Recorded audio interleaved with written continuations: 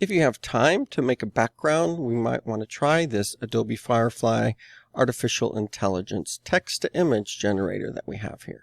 You'll need to start off by typing in your prompt. I'm going to do a peaceful underwater scene, perhaps. Let's find out. So one of the first things that you have to do is just put that in there before you get to options like the aspect ratio. We don't want square, we want widescreen for our project.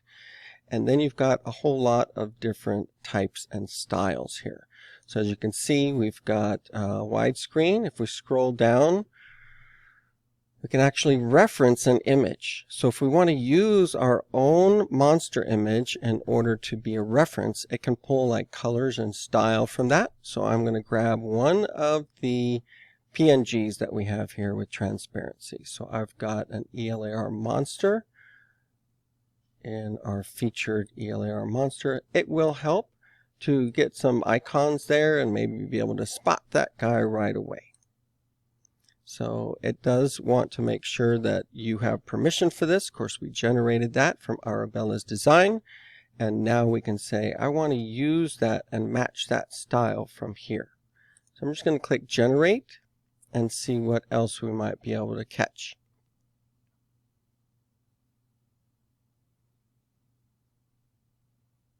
So a lot of these have the curve in them and stuff. So you might have to play around with these prompts quite a bit.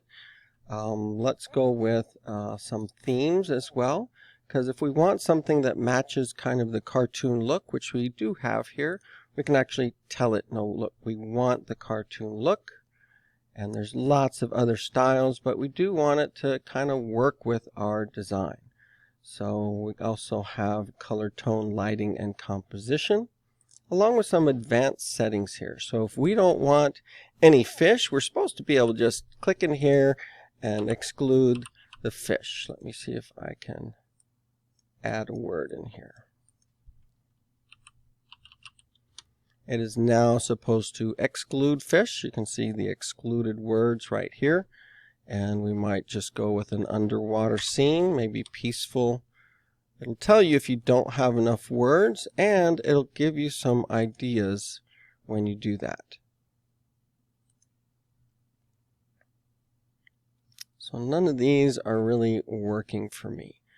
I'm going to keep trying, but this is how you can download them. If you open that up, you can download it from here. And you can also just flip through and look at the different ones. Let's say maybe he should go in a forest instead. You just change your prompt. So forest with tall blue trees. I saw this one used earlier today to great effect. With rocks, I think she put in there.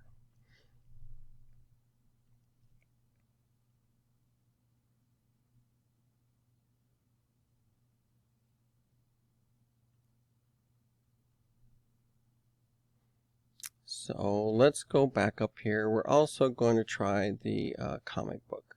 So we've got a graphic style here we can add in, and we've got cartoon. Let me add comic book. So it's going to try and combine all of those, and we'll generate another forest.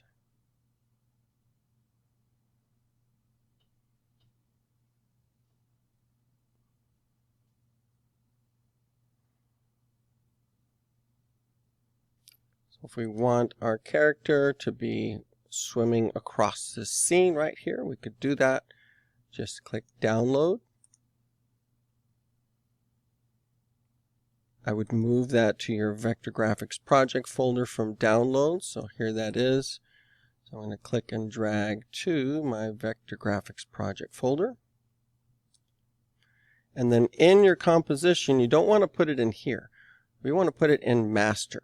So we can import that, Control-I or File Import, and since I'm already here in Vector Graphics Project folder, I should be able to find that latest one right here. So I'm going to import it, and for this, we don't need a separate composition. We're just going to bring it in as footage and import, and then we've got this graphic right here. And we've got a large one, so we may need to S scale it down so it fits. and then we can add our creature. So that is this composition. And when you drag it, you want to put it above the Firefly layer. And now we've got our monster there. Now it may be a little hard to see depending on the colors. You can always add a layer style like an outer glow that we can control here under layer styles. So I am going to need to change the layer style and change the color and amount of the outer glow. So I'm just going to do a normal and maybe even, let me just try putting a white glow around it so it's separated from the background. Opacity, I'm going to bring that up to 100, and size and spread. And you can kind of see that there. So a lot of possibilities.